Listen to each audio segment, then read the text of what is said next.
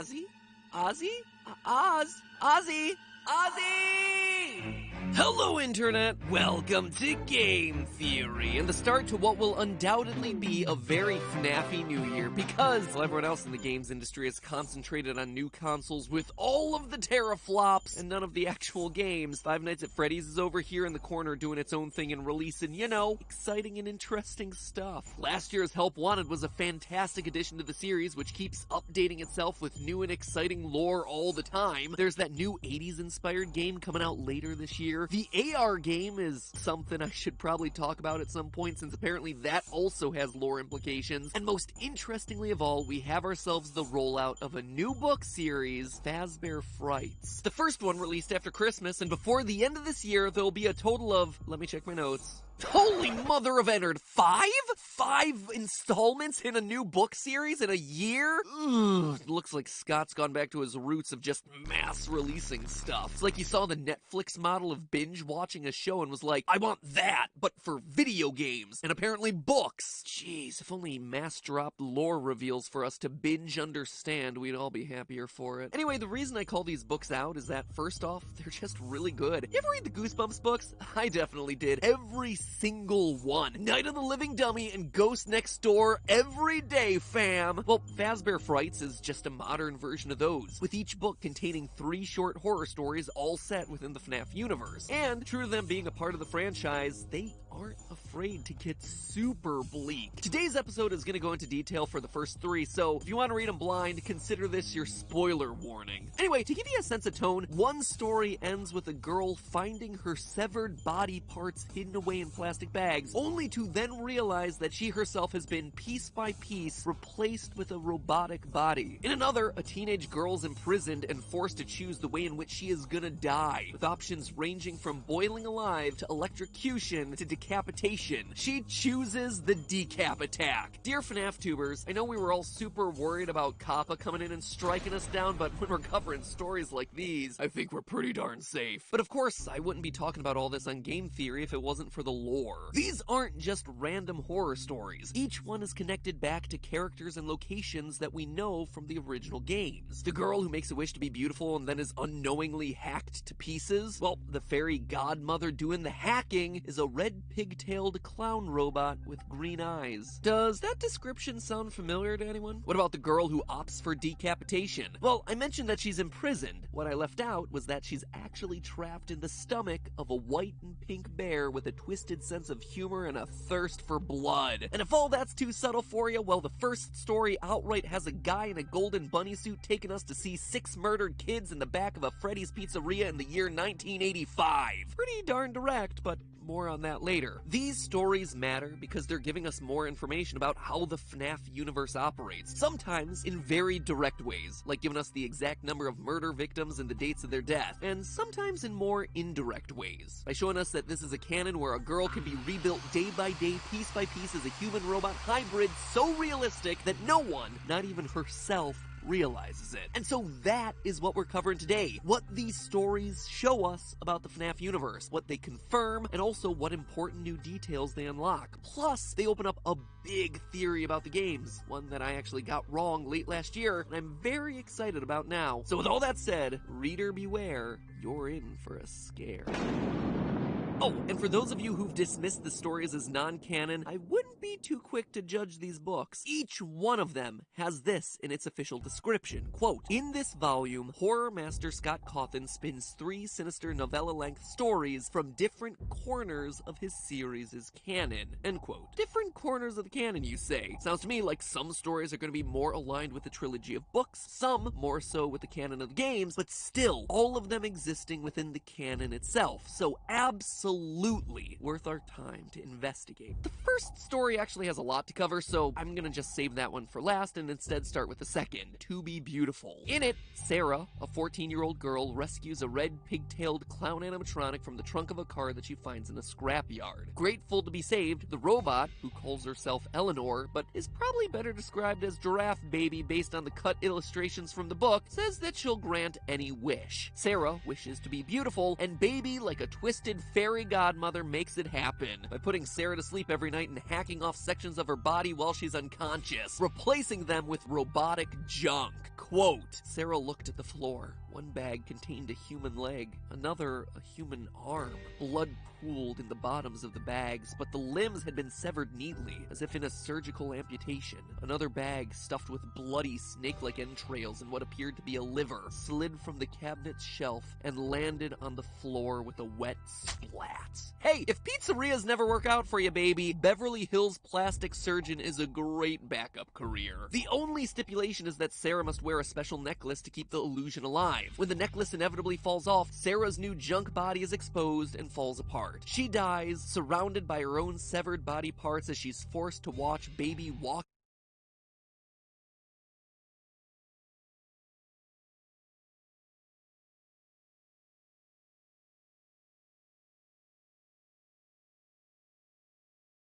out into the world, having stolen her old look and identity. Quote again, I made your wish come true, Sarah. And in return, Eleanor laughed again. She jerked and shook, her silver finish turning the pinkish shade of Caucasian skin. In a matter of moments, she was a dead ringer for Sarah. Well, you certainly made my wishes come true. Great story to read to the kids at night, by the way. Good night, sleep tight, don't let the shape-shifting robot slice off your face and steal it. Anyway, as I mentioned before, Sarah's extreme makeover confirms that in the FNAF canon, humans can be partly or fully robotic without ever knowing it. We've seen it before in the original trilogy of books, where the fourth closet revealed that protagonist Charlie was a highly advanced robot, and we're seeing it again happen here. A normal human Sarah unknowingly being remade into a robot. The fact that this is now a recurring element of the series goes to support the idea that Michael, the crying child of FNAF 4, after getting bitten, could have been put back together in a much more literal way than any of us were expecting all those years ago. He was put together as a machine. He grew up without knowing it and was only able to figure it all out once he miraculously survived being scooped at the end of Sister Location. Something is wrong with me. I should be dead, but I'm not. Does this little short story outright confirm any of it? No, certainly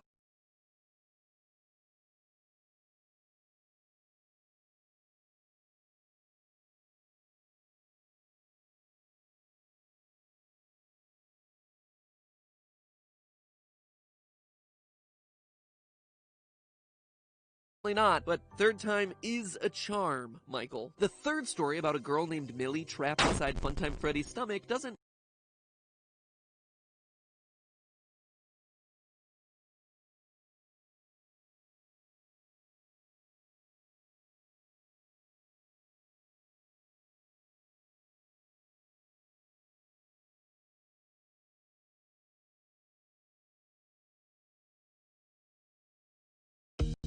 They say life's a journey. You can't always control where you go, but you can pick who you take with you. So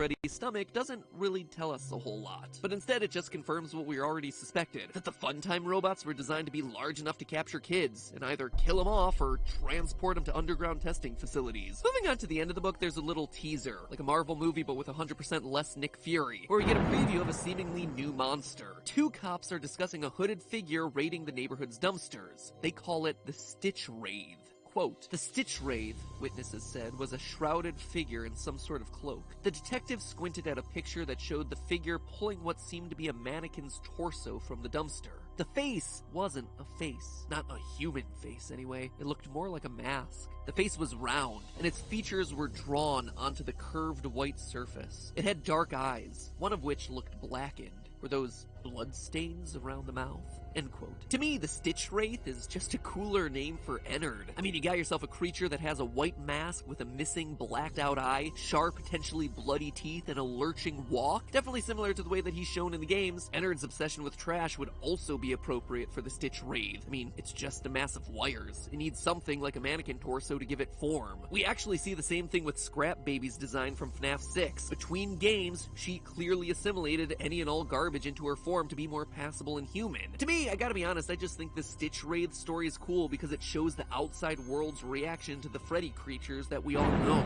It starts to show what happened to them after the events of the game. It connects the dots for the story after the credits finished rolling. To know that Ennard, after he escapes from Sister Location, to the in-universe people going about their daily lives is just this urban legend named the Stitch Wraith, I guess that's just pretty interesting to me. I think it's fun. Anyway, it's also worth noting here that the teaser attributes 5 dead bodies to Ennard. Quote, five withered bodies with eyes that bled black down the sides of the face, end quote. So it appears that Ennard, after leaving Michael's body, tried to skin suit 5 or so other people. Notice that it says withered bodies. These are bodies that have clearly decayed, just like we saw with Michael's at the end of Sister Location. And the mode of death, them crying black, it's just the body leaking oil as Ennard needs to go and find another skin suit to possess. So that's pretty much everything else. But what I really want to focus on now and in a follow-up mini-theory is the first story of this bunch. The story where the book gets its name, Into the Pit. In it, a video game-loving, anime-obsessed 10-year-old boy named Oswald is forced to spend most of his summer in an old, run-down restaurant named Jeff's Pizza. One day, wanting to pull a prank on his father, he finds himself in a, wait for this, time-traveling ball pit that takes him to 1985, the day where 6 murders have just happened at Freddy Fazbear's Pizzeria. Quote, when the smell of pizza hit Oswald's nose, he understood. He was still in Jeff's Pizza, or more accurately, what Jeff's Pizza had been before Jeff took over. The ball pit was new and not roped off. On the wall was a mural of the same characters performing on stage, the brown bear, the blue rabbit, and the bird girl. Below their faces were the words Freddy Fazbear's Pizza. He even caught sight of a calendar hanging in an open office that helped him pinpoint the date, 1985,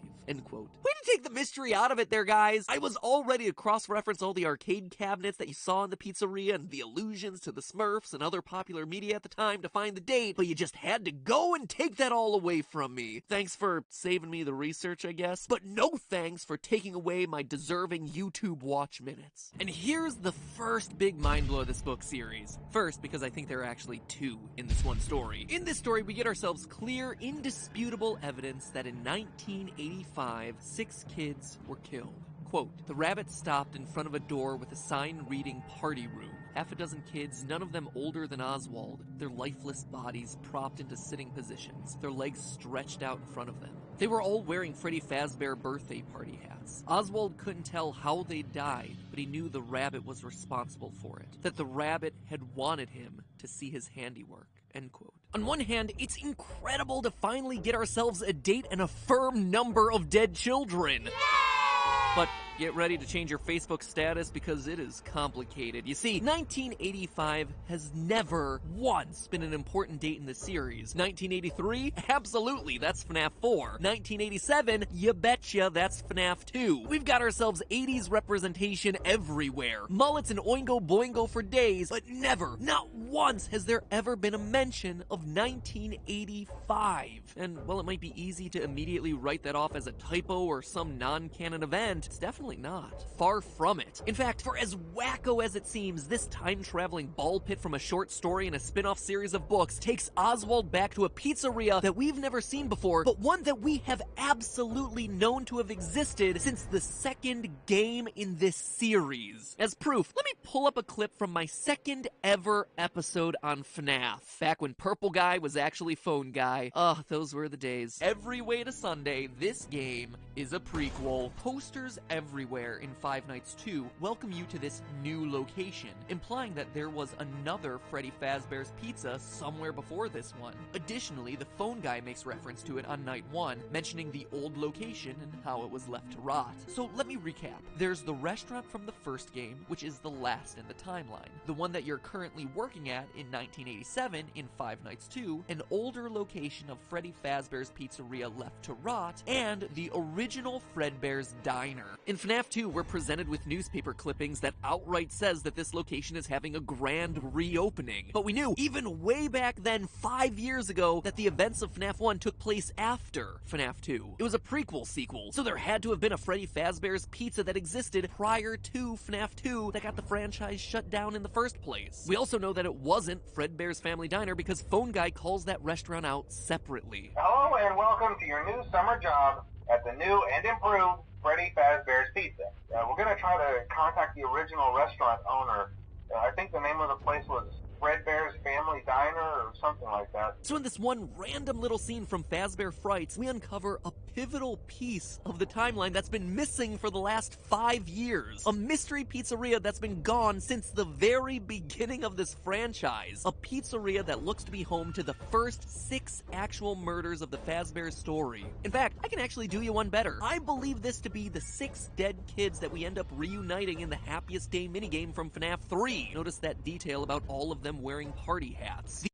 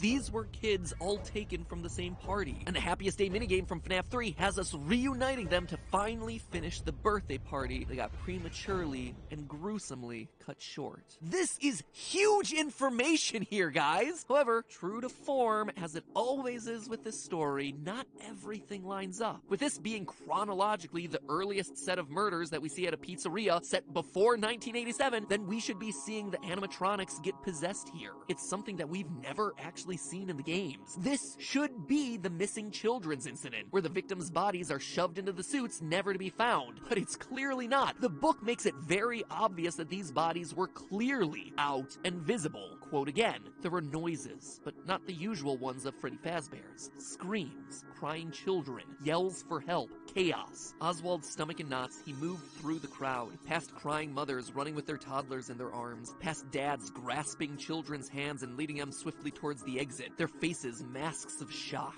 End quote. The bunny had laid out all his victims for everyone to see. A far cry from the bodies being shoved into the suits and then not being discovered for years on end. Hence, the missing children's incident. And we know that the missing children's incident is most likely where the animatronics got possessed because, their bodies are in the suits, along with the metal. And so the metal and the souls fuse together to create living animatronics, roll into FNAF 2 1987. Oh my gosh, look, there's living animatronics roaming around this pizzeria. Oh, and we installed security devices just because we know a murderer came around the last time.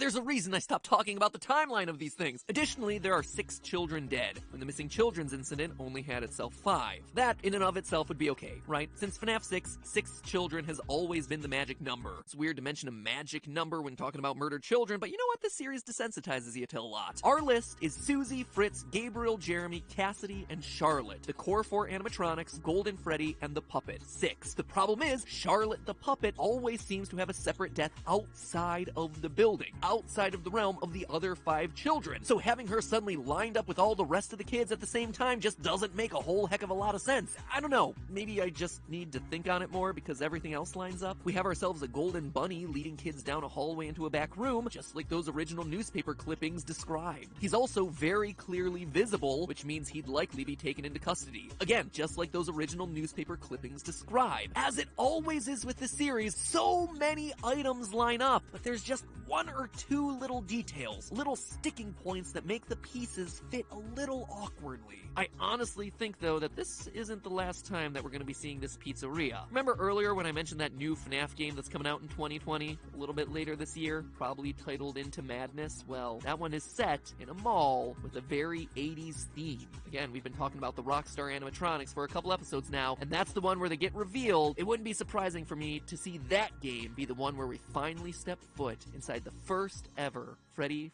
Fazbear's Pizzeria and witness all the events that Oswald just saw for ourselves. So there you have it, my friends, the first major and a couple of minor reveals that this installment had in store for us. However, there is one final mystery that this story might help us solve. Not only does it give us a new set of murders to think about, crimes that are now chronologically the earliest that we see in the timeline, but also Into the Pit may just be giving us the identity of the person behind all of this. I don't mean behind the child murders. I mean the mystery of the man behind the games. What do I mean by that? And what evidence do I have to prove it? Well, that, my friends, is a theory unto itself for next week. So in the meantime,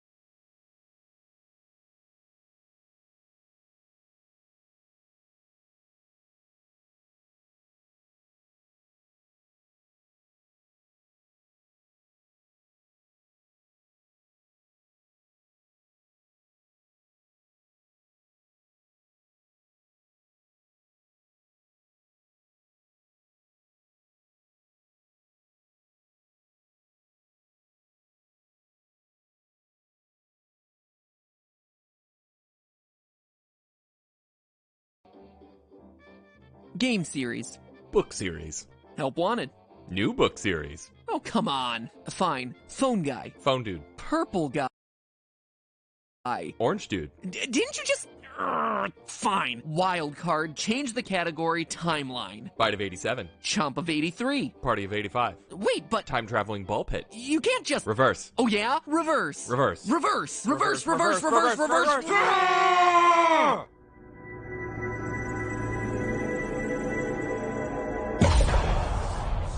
Hello, Internet! Welcome to Game Theory! Another day, another installment in the FNAF multimedia conglomerate. So, at this point, some people in the FNAF community really hate my guts. Like, ring me through a meat grinder and feed me to a rabid dog animatronic levels of hate. Like, for instance, this comment, and I'll read it exactly as written to stay true to his authorial intent. Quote, as a hard-care FNAF fan, he's a embracement to FNAF tourists. He insists on using the box to proof his stupid stories, and they don't even make sense. He sooks and thinks he's smart, but he's not. I wish he would stoop. He then goes on to rant for a paragraph about how unrealistic time travel is in a franchise about robot rabbits haunted by ghost metal, but I think you get the point. And though I use this one really over-the-top extreme comment as an example, seeing stuff like this is a bummer, because I don't know if you can tell, but I really do like this franchise, and I see my role in it as a person just connecting ideas or presenting new threads to consider in a franchise that at this point is massive and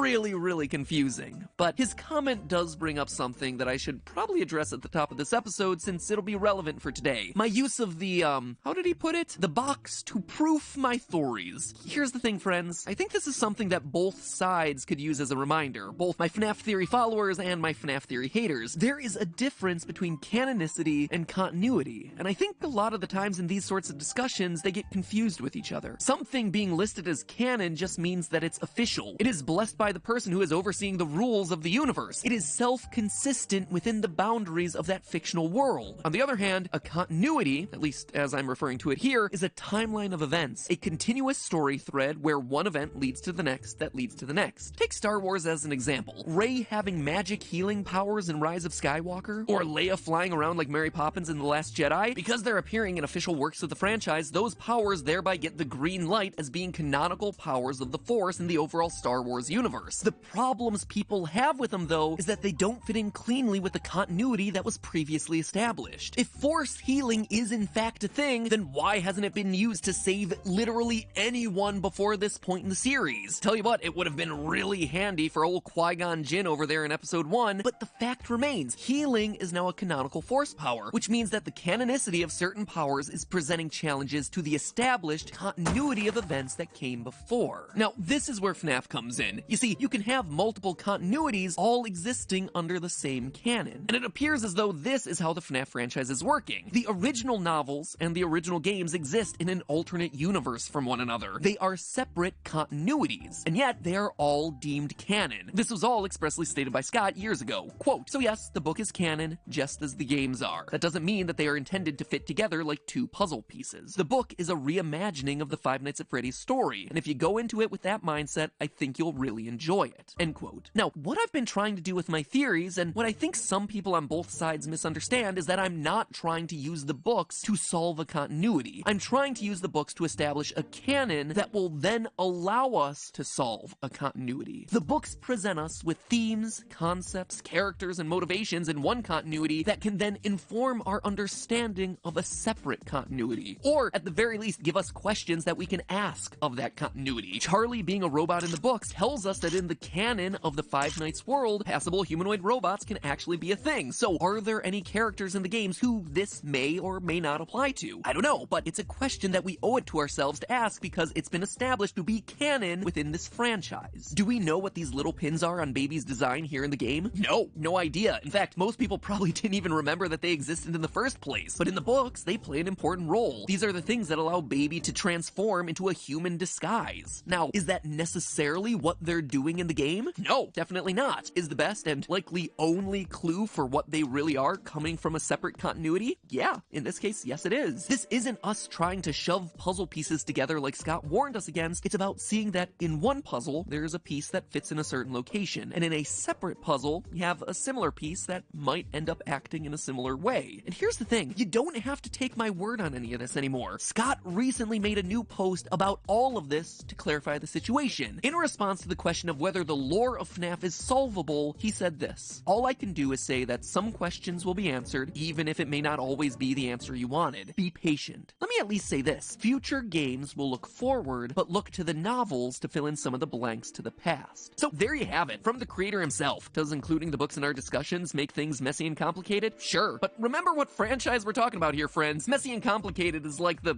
formal first name that Five Nights at Freddy's never uses. Call it McFNAF. Messy, complicated Five Nights at Freddy's. The long and short of it is that when it comes to this franchise, we as theorists have always had to be discerning over what clues are helpful and which ones are just red herrings. This is no different now. Back when we only had the games, we did it with the number of Foxy Toes and Freddy buttons. Did a missing button mean it was a new animatronic? Sometimes yes, sometimes no. Now we just have to do it with time-traveling ball pits and sound illusion discs. And here's the last thing I'm gonna say on the issue, and hopefully it's the last time that I have to talk about it. At this point, where there's soon to be more books than there are games in this franchise, take a minute to wrap your head around that one. To dismiss the books entirely at this point is just short-sighted. And I'm not just saying that because we're referenced in the new book, Fetch. Yeah, seriously, we're in it. From page, well, I read it on digital, so it's like page 250 out of 3,127. Quote, "Greg did tune back in, though, when Kimberly Bergstrom raised her hand. Well, he sort of tuned back in. He heard her question, 'Is this just a theory?' She probably didn't actually say it that way. That was just my creative interpretation of that line. Look, Ma, I'm an inside joke hidden inside the second installment of a multi-volume scholastic book series.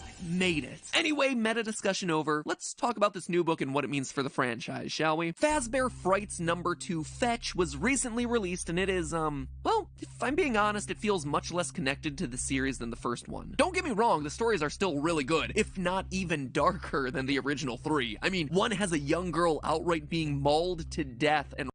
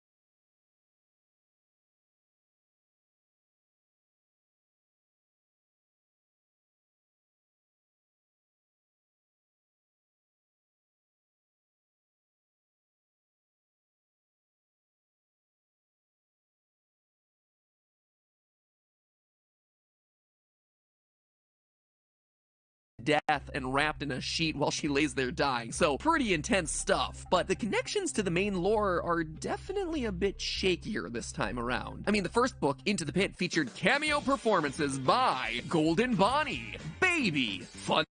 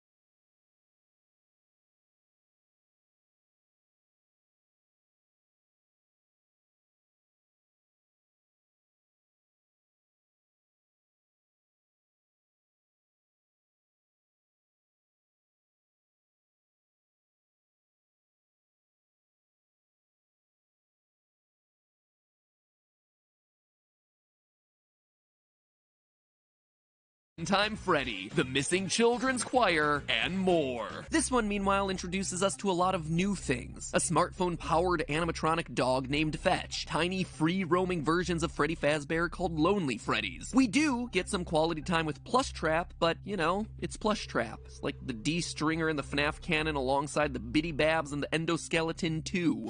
Is that a hot take? Did I just offend the Plush Trap stands? I mean, the runt barely squeaked into Ultimate Custom Night as is. I'm just saying here, guys. Anyway, let's walk through these 3 new horror stories and what they mean for the franchise, shall we? Story number 1, Fetch. Greg and his 2 friends, Hattie, and Cyril live near Olympia, Washington. Greg feels compelled to explore an old abandoned Freddy's restaurant where he discovers Fetch, a fearsome animatronic dog with sharp teeth and an even sharper understanding of texting lingo. Quote, "How long has this place been empty?" Greg asked. "Fetch looks like he's older than my dad, but smartphones haven't been around that long." End quote. After getting scared out of the pizzeria, the dog goes on to fetch whatever Greg wants with increasingly disastrous results, killing a dog, ripping his uncle's finger off, and eventually retrieving his school crush in the worst way possible. It's actually a pretty simple story, but there are 2 big things to call out about it. First, it continues a theme that we're starting to see develop in these books. Kids are being drawn to these restaurants. It's never explained in the story, but Greg feels compelled to go to Freddy's by some unseen force. Quote from the book, "This might be what he'd felt in the field, what had called him here." And again, a bit later in that chapter, Greg was afraid he might not have gotten what he was there for, had he done what he was meant to do. End quote. Greg is now the 2nd character to have some sort of psychic connection to these restaurants. As I talked about in our last theory, Oswald from Into the Pit had the exact same thing, where he inexplicably found himself drawing horrific animatronic monsters without ever knowing about Freddy's to begin with. It's also worth noting that both are the first stories in their respective books. It'll be interesting to see whether this trend holds in future installments. The second important part of the story, though, is that it clearly establishes Freddy's as a place where technology is advanced far beyond where the rest of society is. As I read in that earlier quote, Fetch can connect to smart devices like cell phones despite being older than the kid's parents. The reason I call this out is that in theory crafting for this franchise, I've seen a lot of theorists use the more modern, sleeker designs of the Funtime animatronics to put them later in timelines. But it seems like this story is telling us that those sorts of details don't matter. Freddy's is and will always be fantastically ahead of the curve when it comes to technology, especially technology for kidnapping small children. There was a bit more in that story about random event generators and plants/machines being able to read our minds and summoning stuff to you via mental focus, but I can't quite think of how it's important to any of the actual overarching narratives for the franchise, so maybe it's a discussion for a mini-theory at some point down the line, but for now, I'm just gonna skip it. Story number 2, we'll come back to in a minute, as that one has the most to discuss. Story number 3, out of stock. A new Plush Trap toy, the Plush Trap Chaser, a light-activated chomping green rabbit, is all the rage, selling out at stores across the nation. It also retails for $79.99, so Scott be making those fat stacks both IRL and in the book world for his killer merch. A boy named Oscar, fed up with never getting what he wants, shoplifts the last one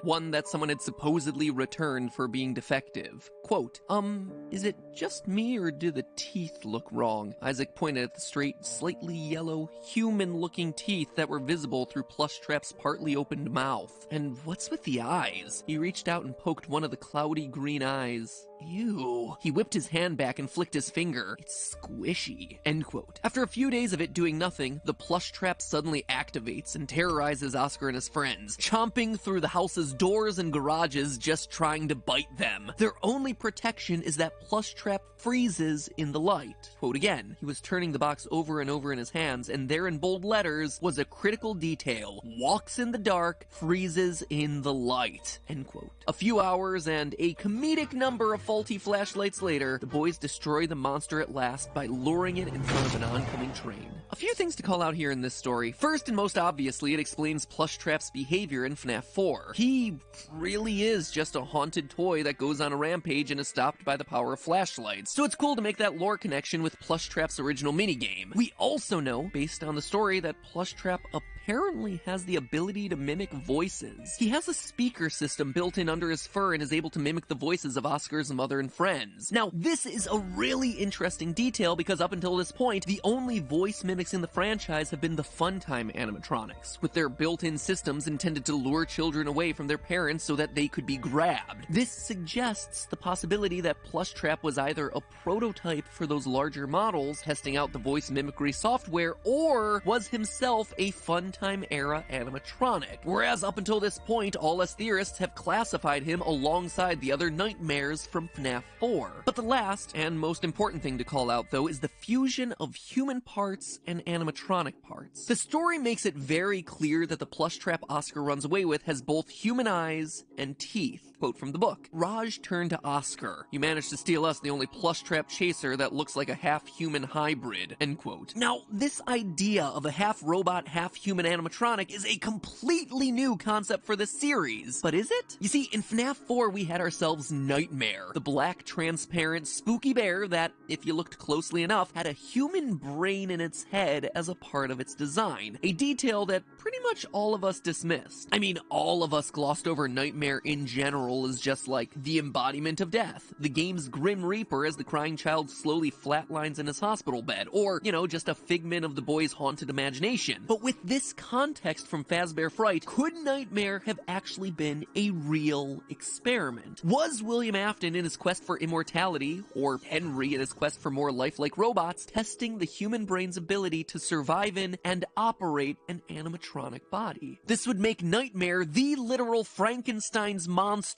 for family entertainment dining. And even though I say that jokingly, it's also something that appears in the Curse of Dreadbear DLC for FNAF Help Wanted, where we actively program a brain and insert it into Dreadbear's head before Hand Unit tells us this. Well done.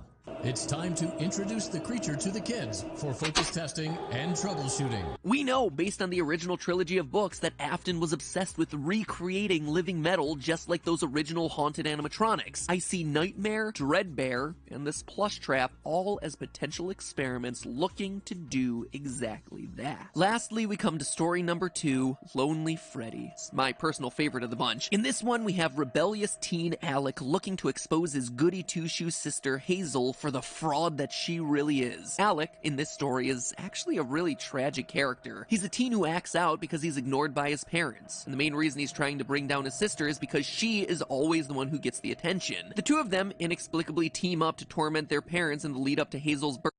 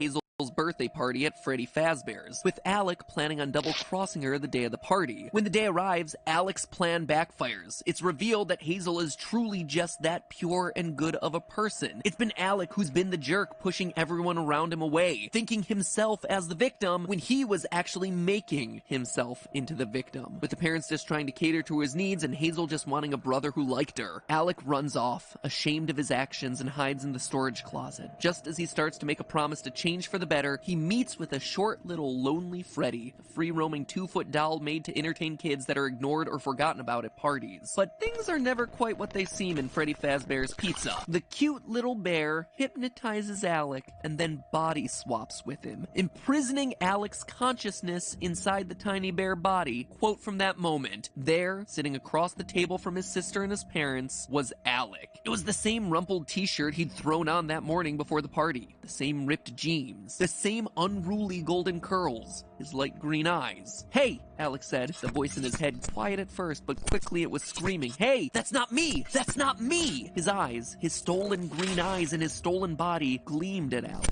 And then, the fake Alec smiled. As Alec, trapped in the lonely Freddy, was carried away by a store employee, he saw fake Alec wink at him from the table, before returning his attention to a smiling, happy family. Dark, right? And Alec isn't alone. After he's puked on by one of the kids at the party, he's picked up and thrown into the dumpster, where he meets a couple new friends. One final quote. His fall was broken by dozens of plush bears that looked exactly like him. Dozens of discarded lonely Freddys. "Help!" Alec thought he heard himself say. Pretty soon, it was every bear in the bin, their thin, muted screams for help swallowed by the metal and darkness that entombed them. Alec and his new friends, dozens of the lonely ones. Ah, what a great closing line for that story. It is so heartbreaking to see this misguided kid suddenly learn to love his family, only to have his chance at redemption ripped away by these animatronics. It is so sad as a story. But here's the thing, for as sad as it is, this story carries over yet another recurring theme that we're seeing develop in these books, that animatronics are stealing the identities of kids. In the first book, we had the story To Be Beautiful, where Baby steals the looks and identity of a girl named Eleanor. Here, we have ourselves another robot AI, this one housed inside the Lonely Freddy module, stealing the body of Alec. This, to me, is right in alignment with what we've been expecting from Vanny in the new FNAF game that's slated for release later this year. Remember, in FNAF VR, we hear the story of Jeremy, and how he cuts off his own face in an attempt to reject the system taking control of his brain. And when we beat that game, it ends with Glitch Trap basically locking us away and taking over our body. We let him escape through us. But what we thought was happening on a small scale, one person getting taken over in one game, instead appears to be happening to kids in pizzerias everywhere. It's further evidence supporting this theory that I did on FNAF VR, where the story from this point forward is basically Afton creating an army, a cult, a bunch of brainwashed, or more accurately, body-swapped people hiding in public, hiding in plain sight, taking over bodies one by one. Kinda makes you wonder what FNAF 2020's got up its sleeve, right? But before we look forward, we actually have to look backward. You see, there's one last topic I'd like to explore with this final story, but it's a doozy. It's the parallels that this story has with FNAF 4. In fact, I believe that the Lonely Freddy story is helping us to solve what is one of the longest standing mysteries in this franchise, and also one of the strangest inclusions that we've never really had a solid answer for to begin with. And that, my friends, is the true story of Psychic Friend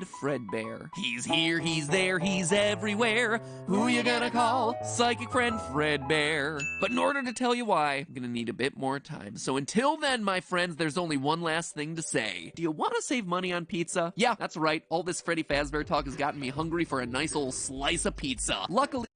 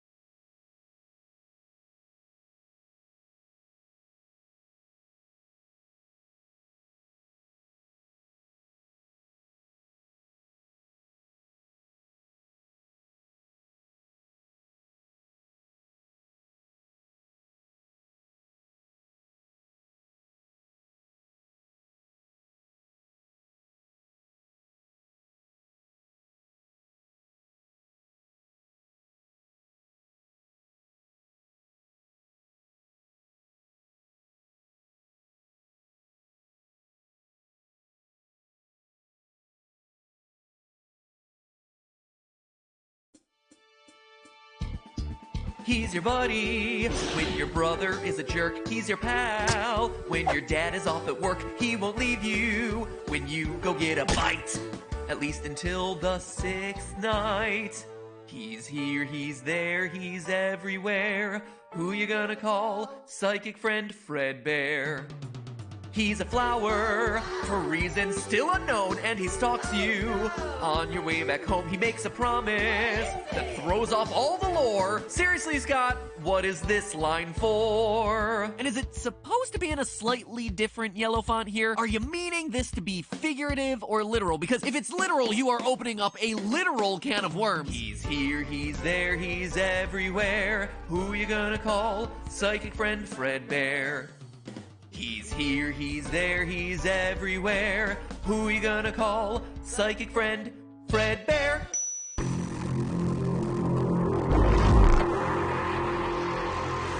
Hello, Internet! Welcome to Game Theory, where I start off today with a disclaimer.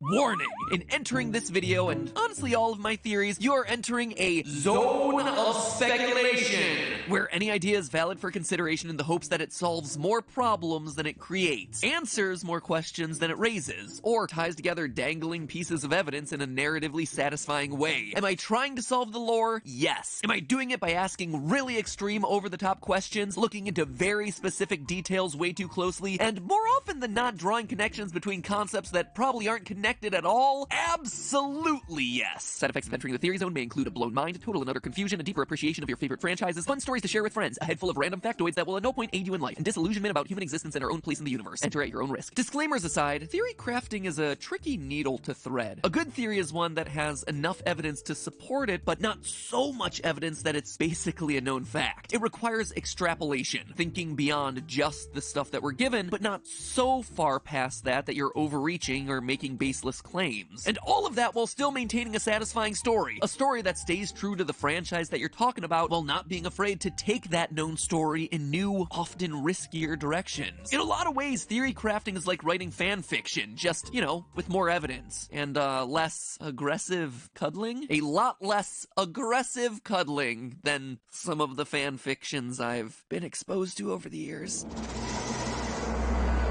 Anyway, the reason that I say all of this right now is that today's theory is... how do I put it? It's one of the stretchier ones. Like, there are some theories that are rock solid. There's some really strong evidence in the game, and it's supported by stuff that's been said by the developers or creators. Then there are others that require a bit more creative license, where the connections are there, but they might require you to squint a little bit, or just, you know, have fun with it and go along for the ride. And this episode is one of those theories, because today we're once again diving into the world of Fetch, Book 2 of the Fazbear Fright series. You see, last time I mentioned this, Fetch was recently released, and it is, well, if I'm being honest, it feels much less connected to the series than the first one. The connections to the main lore are definitely a bit shakier. This one, meanwhile, introduces us to a lot of new things. A smartphone-powered animatronic dog named Fetch, tiny, free-roaming versions of Freddy Fazbear called Lonely Freddies. And that felt weird to me. Every story of the first book felt very connected to established characters, from golden bunny suits to shape-shifting baby to Funtime Freddy. So why was this one, the second book, doing so many new things? It felt like a pretty extreme tonal shift, especially considering Scott had just posted about how these books would fill in some of the blanks from the past. And so then I thought about it, and I considered what blanks from the past this odd collection of stories might be trying to fill, and something clicked. I think that there's a chance that one of the new inclusions in this book is actually something that we've known about for a long time. An oddball character that's confused us and stymied our theories for years. I believe that there's a chance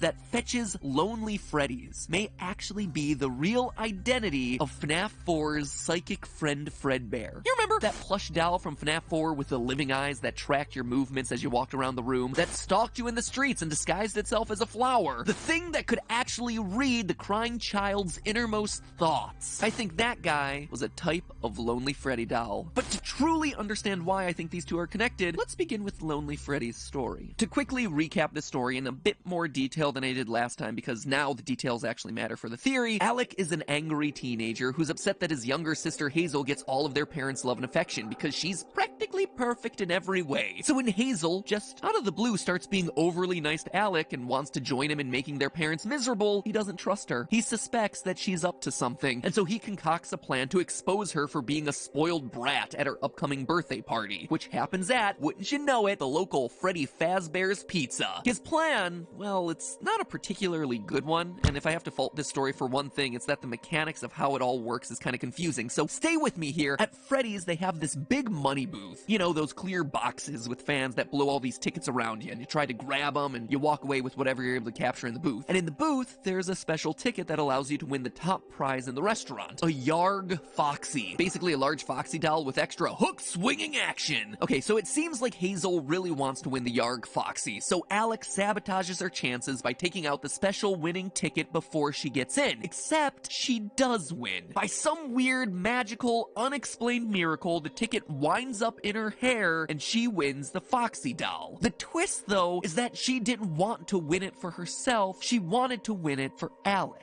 You see, Alex secretly loves Freddy's Pizzeria, but he never gets to have his birthday there. And of all the characters, he loves Foxy the most, even pretending to be Yarg Foxy around the house when no one's looking. But when Hazel tries to give it to him as a sign of friendship, as a way to try and finally make him happy, all it does is infuriate him. Once more bested by his perfect sister, Alec loses it, he rips the Foxy doll and runs off to the storage room crying. Once there, he meets a lonely Freddy doll, a small, free-roaming version of everyone's favorite bear. The bear hypnotizes him and then body swaps with him, leaving Alec's consciousness trapped forever in the doll's body, while an AI with his face roams free, unbeknownst to his family. So forgive me the detailed plot description, but I needed to get all that in because Alec's story, strangely enough, closely matches what we see happening in FNAF 4's Crying Child. Now, I don't think Alec is the crying child by any means. There are just way too many differences here, but I did want to call out how similar these two stories are because the parallels seem intentional. They seem to be inviting us to compare these two stories. So let's do exactly that. Just like in FNAF 4, there's a countdown to a birthday party.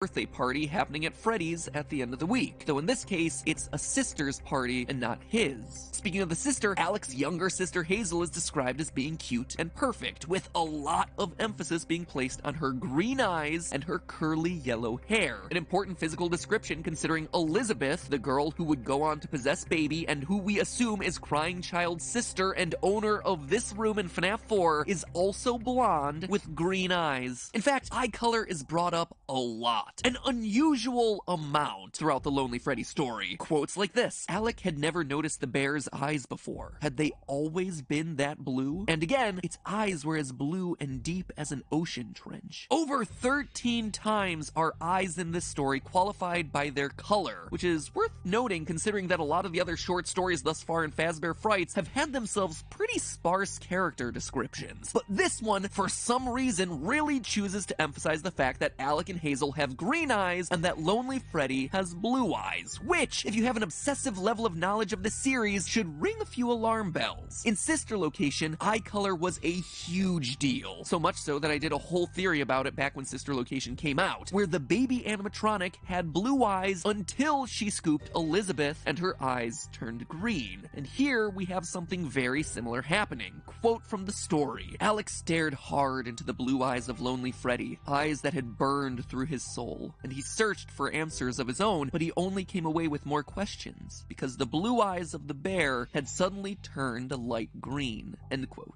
And again, in this quote, all Alec could see was the bear as its newly green eyes bore through him. So we've got a party, a sister, and some eyes. But obviously there's gotta be more, right? Alec, when his plan fails, runs off to hide in the storage room crying, similar to the crying child being locked in the storage room in FNAF 4. And in general, Alec is just a sulky, moody kid who, similar to our crying child, both loves and hates Freddy Fazbear's. Alec, in the book, secretly loves the restaurant and its characters, but he also hates it because he only gets to go when it's for his sister, which makes him bitter and angry to be there. It's a lot like the conflicted feelings our crying child has for the restaurants, who clearly likes the franchise. I mean, he has all the toys in his room, and yet while he's there, he's clearly miserable. We're not exactly sure why, but he does have mixed feelings about this franchise. Kind of like me. That is hashtag relatable. I feel seen, crying child. But to me, one of the most telling connections between this story and the game is the Yarg Foxy toy. When Hazel tries to give the toy to Alec, Alec freaks out and rips the toy's arm off.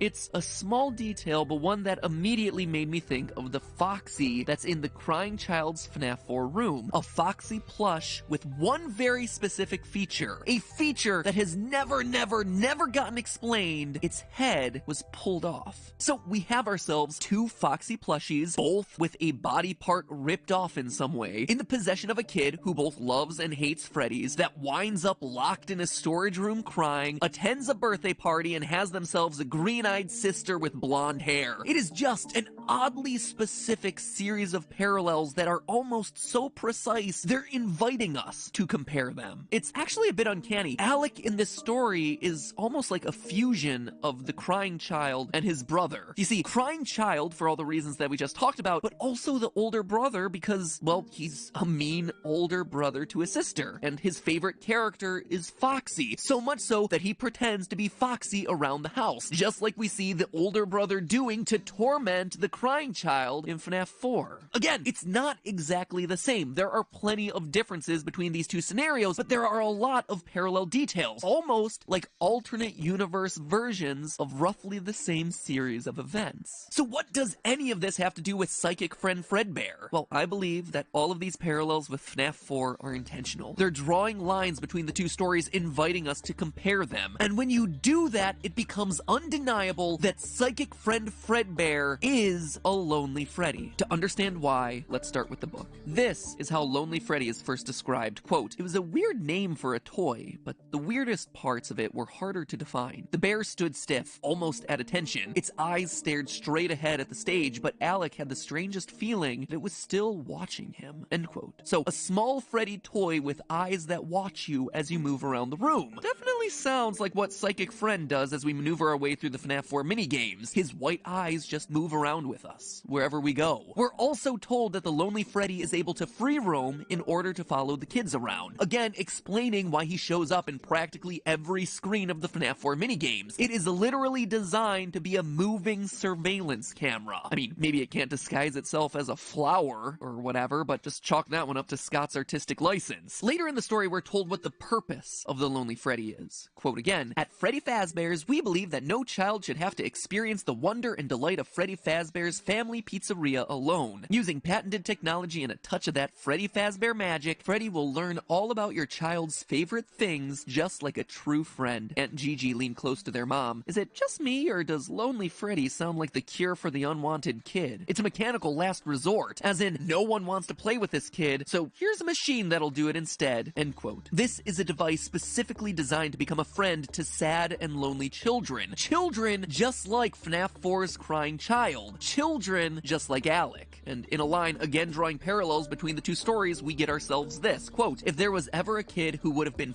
foisted onto a lonely Freddy at a birthday party, it would have been Alec. Now, this is important. One of the strangest things about psychic friend Fredbear in the game was his knowledge of crying child's innermost thoughts, saying things like, remember what you saw, and he hates you. It's the whole reason I started calling him Psychic Friend Fredbear in the first place. The toy's knowledge of what was going on inside the boy's head was just uncanny. Just one of the many strange things about this character. One of the many strange things about this character that gets an explanation via Lonely Freddy's behavior in the story. The bear approaches Alec in the storage room and starts asking questions. Questions that start to turn serious. Quote from the book, "I've been waiting for you, friend," the bear said. "We should be best friends." "It's a stuffed animal," Alec told himself. "It's a stuffed toy." "What's your favorite color?" "My favorite color is green." "What's your favorite food?" "Lasagna." Then the bear's questions took a different turn. "What would you do if you were asked to hurt someone you love?" It felt like the bear was reaching its soft plush paw into his very soul and extracting the answers he kept the most hidden. And it was doing it so effortlessly. So the Lonely Freddy is a stuffed bear designed to act as a surveillance camera on kids. Follow them around, talk to the sad, lonely ones, and then extract information from them to become their friend before eventually body swapping with them. I mean, each and every one of those details, minus the whole body swap thing, is something that we see the psychic friend Fredbear do. But there is one last detail that I haven't included yet. The Freddys are controlled by a man who works in a private backroom office. Quote again, the party prepper turned a dial on her hip-clipped walkie-talkie and pressed her finger to her headset.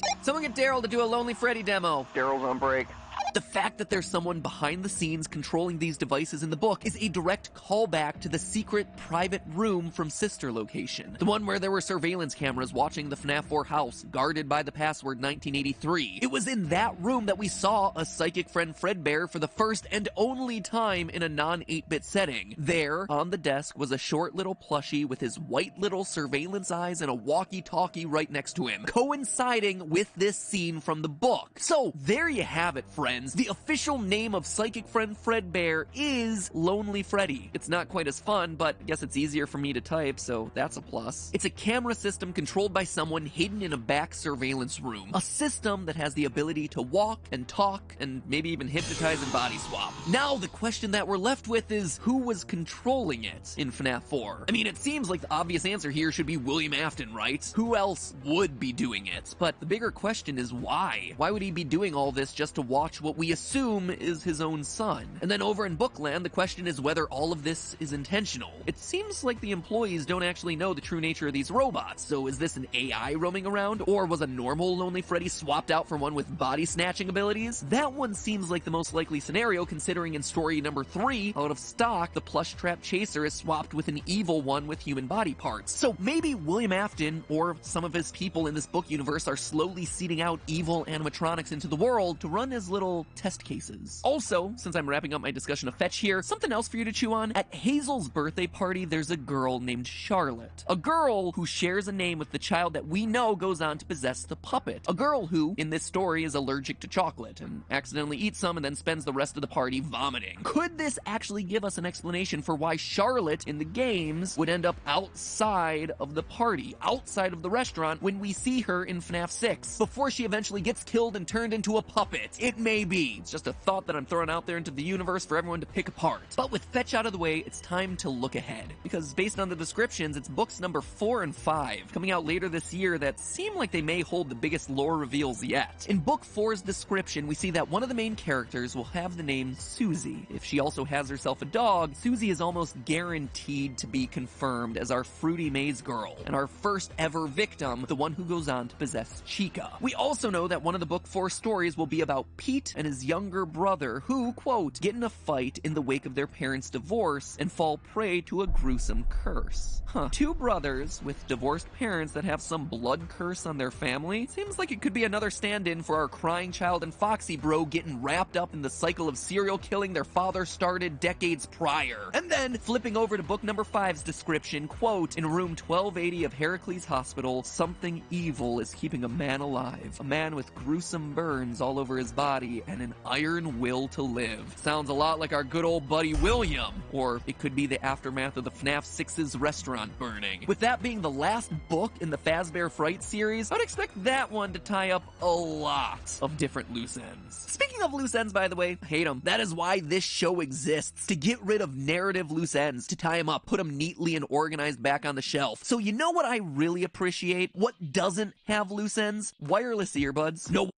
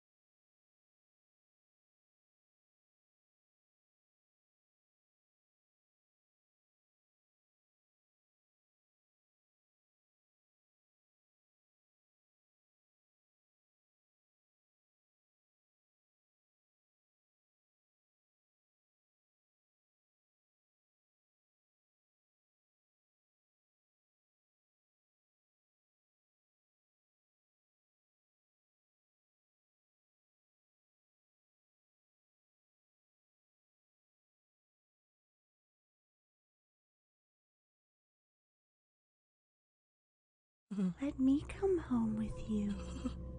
Is there room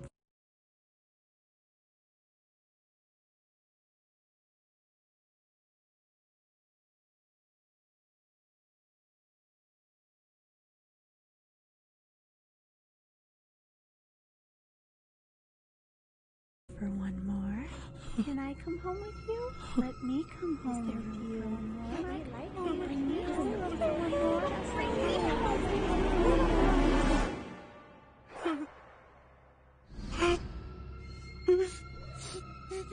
There's room for one more.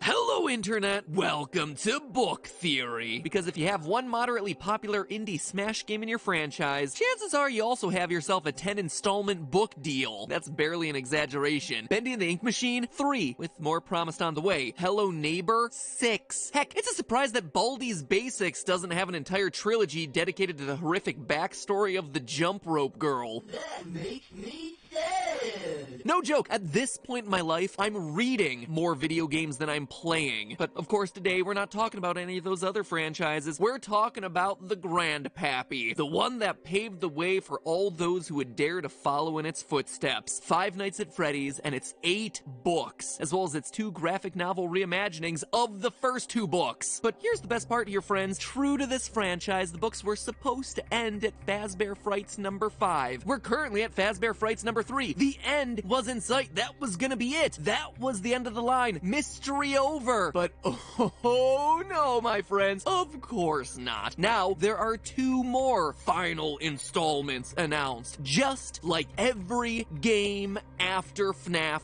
3. I used to joke that the fan was the scariest part of this franchise. Oh no, not anymore, dear theorists. Now, it's multi-platform merchandising. So Fazbear Frights number 3, titled 1:35 a.m., just came out, and whoo boy, there is a lot to talk about with this one. If you'll remember, Scott has made it pretty darn clear that this new book series is meant to help us solve the mysteries from the past, and that the stories are, as they say in every book's official description, pulled from all different corners of the FNAF lore. But unlike the past 2 Fazbear Frights books, where the connections have been a bit looser, I suppose is the best way to describe a time-traveling ball pit that leads to a scene of some 1985 pizzeria murders, the stories contained in this one, in 1:35 a.m., all feel very strongly connected to, well, like I just said, every corner of the FNAF canon. The stories here are starting to show how they're connected to not only each other, but also how they're connected to the original book trilogy, and yes, how they're even connected to the games, creating this elaborate web of complicated animatronic death. But more than anything else, these books are starting to confirm things for us. Theories and suspicions that we've had for the better part of the last 5 years, which, you know, is kinda nice to receive some level of validation. Like I said, it is a lot to cover, and so I'm gonna cover this one like I've covered the last 2 books. Today's episode is gonna be dedicated to a general overview of the stories, spotlighting some of the most important details for theory crafting, and explaining what I think this new batch of stories is trying to tell us about the series' mysteries, and then the next video we're gonna be doing a deep dive into probably the biggest mystery of all 3 books so far, FNAF's newest killer animatronic, the Stitch Wraith. This guy is actually really interesting, and his story is starting to weave through most of the 9 other small stories that we've covered in these other books, and what he means might actually have some severe implications for not just the original trilogy of novels, but also the future of the games. Like I said, more on that next week, but for today, let's start with our title story, 1:35 a.m. This one is pretty straightforward. Delilah is a young woman with a tragic backstory. Her parents both died when she was 11, at which point she was bounced around and abused, sadly, in the foster care system for years. Eventually, she finds a stable home and happiness with a man named Richard. They get married, and Delilah excitedly looks forward to finally having a child of her own so she can finally complete the family that she never had. Everything is going great in her life until Richard divorces her. Now she's alone and sadder than ever. And then she dies, trapped in a ventilation shaft after being tortured by the embodiment of the child that she never had. Children's entertainment, ladies and gentlemen. Okay, so I may may have skipped a few steps there, but it's roughly the idea. One day, Delilah finds an animatronic doll named Ella at a garage sale. A doll that reminds her of the child that she always dreamed of having. Quote, with brown curly hair, big dark eyes, and plump pink cheeks, the doll looked almost exactly like the baby Delilah had envisioned having someday with Richard. She'd been sure that she was going to be a mother, so sure that she'd named the baby before the baby was even conceived. Her name would be Emma. Delilah reached for the tag that hung on the doll's wrist. My name is Ella. Ella. So close to Emma. Delilah felt an odd tingle slither through her body, end quote. She buys the doll, in part because it reminds her of her almost never child, and because it has a built-in alarm clock. Emotionally scarring with a side of functionality, just the way I like it. Anyway, she sets the alarm inside of Ella for 1:35 p.m. to help wake her up for her shift at work. But the alarm doesn't go off. And just like that, Delilah gets her first taste of parental disappointment. So she does what any good parent would do in that situation, immediately hurls her would-be child into the nearest dumpster. Yikes, Delilah. Maybe it's better that you and Richard didn't have that kid after all. Anyway, that night she's awoken at 1:35 a.m. by Ella. Delilah assumes that she accidentally set the alarm for a.m. rather than p.m., which reminds me of the time I didn't bother to set the clock right on my Tamagotchi and was forced to scoop his poop every day at 4 in the morning. I can't imagine why he died. Certainly not my fault. Anyway, she tries to find the trashed Ella doll, but can't. And from that point forward is slowly driven insane by the doll waking her up every morning at 1:35. I mean, 1:35 is still early enough at night to get a decent night's sleep. It's not a 3 a.m. challenge or anything like that, but whatever. Yeah, knowing that she'll never feel safe again, she climbs into a ventilation shaft in a building under construction and dies. Quote from the book, she'd never wanted things, she wanted love. Oof, it is a heartbreaker. Man, the stories in these books so far have been pretty sad, but this one is just tragic. In fact, all 3 stories from this particular book are just rough. Now, this story has 2 really important details in it. Details that seem to make Delilah's horrific struggle a strange nexus point for both the original book canon as well as the games. So let's start with the books first. In 1:35 a.m., the Ella doll is described as a, quote, helper doll manufactured by Fazbear Entertainment. Continuing forward with that quote, the booklet had a list of what Ella was designed for. She could keep time and serve as an alarm clock, manage appointments, keep track of lists, take photos, read stories, sing songs, and even serve drinks. Serve drinks? Delilah shook her head. Now, in the games, we never really get to learn much about Henry, the creator of the animatronics. But in the novel trilogy, Silver Eyes, Twisted Ones, and Fourth Closet, we get to meet not only his daughter Charlie, but also some of his other creations, including, wouldn't you know it, a doll named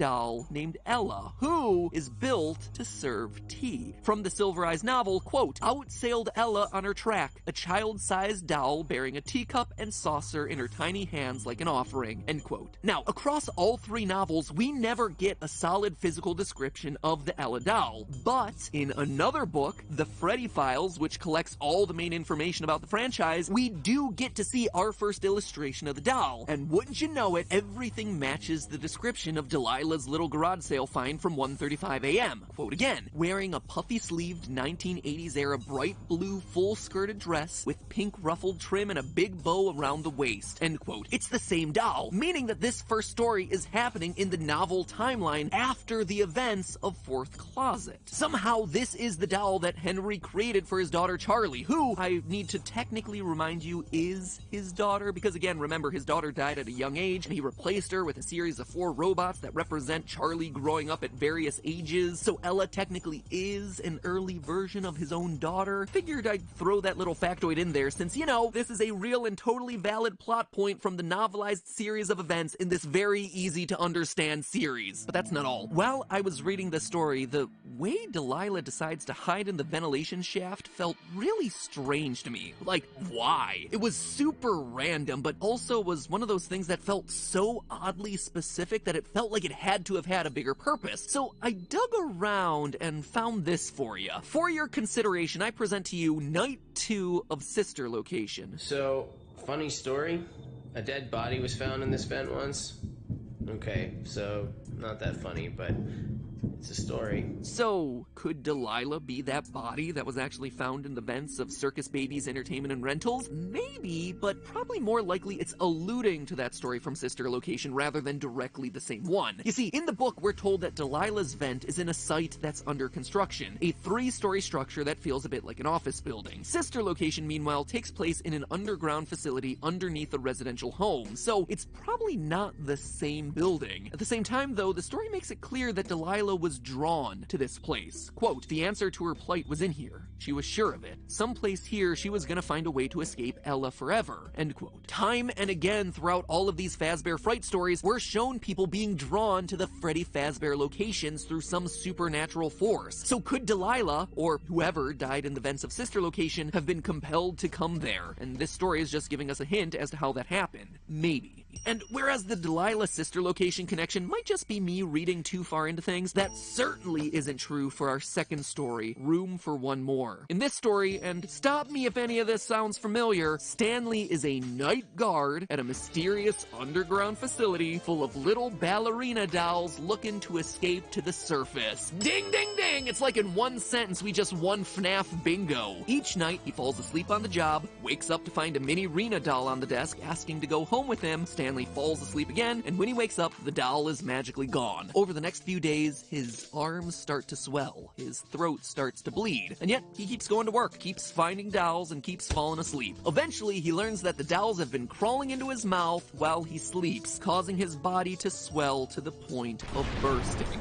The end. The moral of this story, kiddos, be a good employee. Don't sleep on the job. Otherwise, little animatronic creatures are gonna crawl into you and make you explode from the inside out. What's also interesting about this story is Stanley's dreams. Each time he sleeps while on duty, he has himself a strange dream. In the first, Funtime Foxy is a cab driver. In the second, the facility's power cuts off and he comes face to face with Funtime Freddy. And in the last one, Ennard is a dentist and Ballora is his dental assistant, which I would say is one of the strangest things to ever appear in this franchise, but then again, I turn your attention to this corner where we have time-traveling ball pit, anime Foxy, Yandere Chica. Anyway, this one is pretty obvious, right? Stanley is working at Circus Baby's Entertainment and Rentals, that underground facility from Sister Location, and the dolls crawling into his mouth are a parallel to Ennard using Michael's progressively decaying body as a skin suit in that game's secret ending. I think this story might be trying to give us a more realistic interpretation of those events, or something that more closely matches what we see happening in those ending cutscenes. That instead of Michael being scooped and having his skeleton removed and all of that at the same time, that our protagonist Michael instead is being slowly filled up with animatronic pieces night after night, giving him that progressive aggressively sickly look that scares all the people around him. Stanley's story even mentions this, quote, "He staggered and stumbled down the sidewalk. Passers-by stared, some seeming worried, others just annoyed, like it inconvenienced them to see another person suffering," which feels right on point with how those cutscenes were depicted in Sister Location. But okay, of the 3 stories in 1:35 a.m., it's story number 3, New Kid, that's the most exciting to talk about, at least for today's episode, because this one gets to the heart of what is still to this day the single biggest question of the series, and that is the identity of Golden Freddy. Let me tell you, I thought we had this one pretty well nailed down, that it was Cassidy, aka the vengeful spirit from Ultimate Custom Night, and yet this story, well, it causes me to question a few things about our conclusions. First, let's go through a quick summary. Devin is a 9th grade social loner alongside his only friend Mick. One day, a new kid in school named Kelsey shows interest in spending time with the two of them. Kelsey is good looking, he's charismatic, he immediately attracts the attention of all the cool kids in school. And even though Kelsey, Devin, and Mick all get along as friends, eventually Devin gets jealous of Kelsey, because Kelsey has everything that Devin wants. And so to get some revenge, he lures him to an abandoned Freddy's restaurant long forgotten at the outskirts of the town. His plan is to trap Kelsey in a spring-lock suit for a few hours to scare him, but, well, you know what's gonna happen. The sheer mention of spring-lock suit immediately gives you a spoiler alert as to what's gonna go down. Kelsey puts on the Golden Freddy suit and gets skewered alive,